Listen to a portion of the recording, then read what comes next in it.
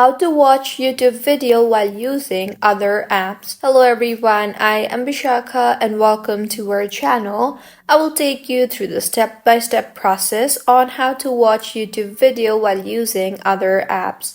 Now let's get right into the tutorial. Firstly, go ahead and launch the Settings application on your device and further tap on General. In here, navigate to the Picture-in-Picture option and tap on that. Now, make sure that the toggle button for Start Picture-in-Picture automatically is toggled on. If not, then go ahead and toggle on the toggle button. Next, go ahead and open the YouTube application on your device. Here, go ahead and tap on the U option on the bottom right of your screen and further tap on the Settings option on the top right of your screen. You will see the option for General. Tap on that.